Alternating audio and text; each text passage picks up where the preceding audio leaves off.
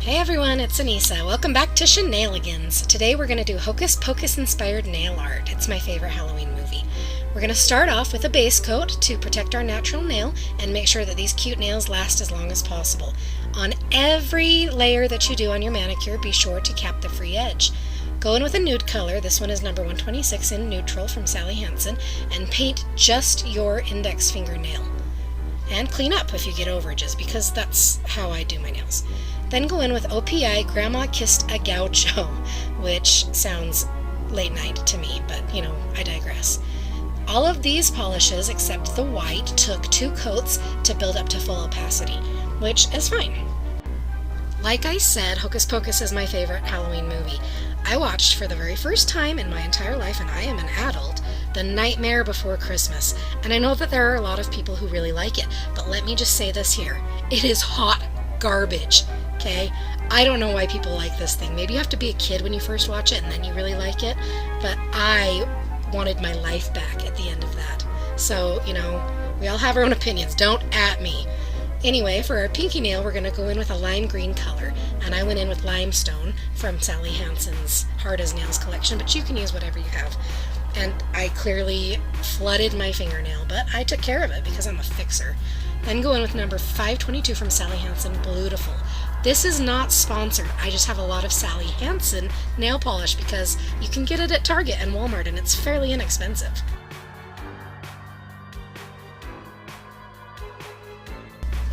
Now that we have all of our colors painted on, let those dry fully and then go ahead and start with your pinky nail. You can freehand paint this, but I went ahead with striping tape because I thought it was going to look smoother and cleaner. And as you'll see in a moment, I was very clearly wrong. So go ahead and do the striping tape, and then you can take your black polish and paint over it. Immediately once you're done painting, remove the striping tape.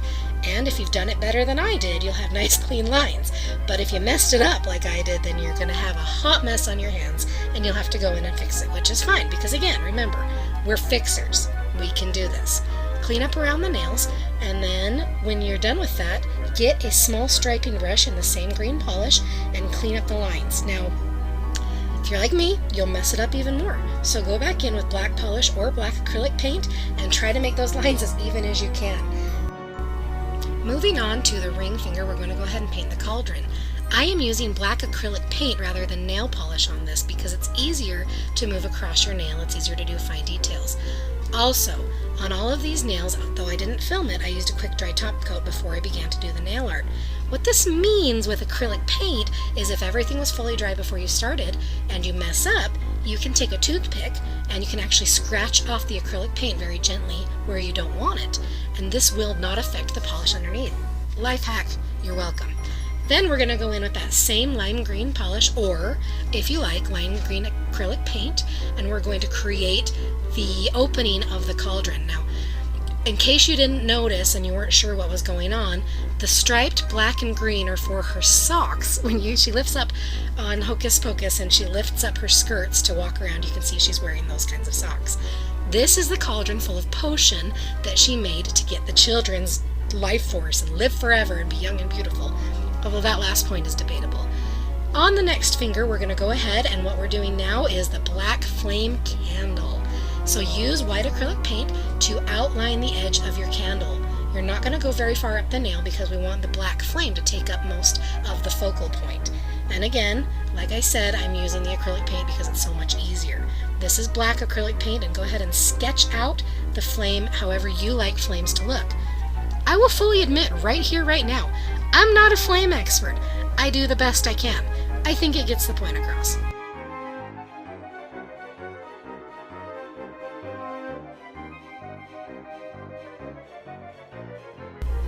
After you've filled in the flame, take some of that same white acrylic paint from the candle on a small striping brush and add the center of the flame to give it a little bit more depth.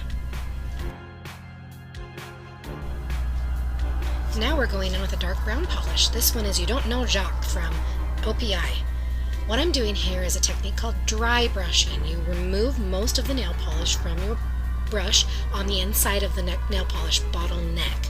You brush it over, and this gives it depth. Clearly, we are doing her famed book that has the potion recipe for how to steal children's youth, etc.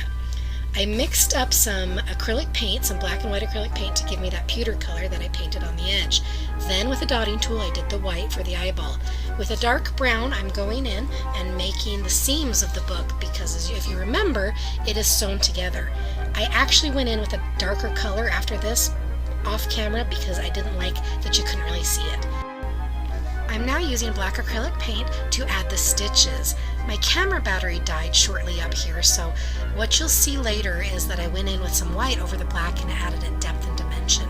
Then using a dotting tool I added a brown dot to give the eyeball its eye.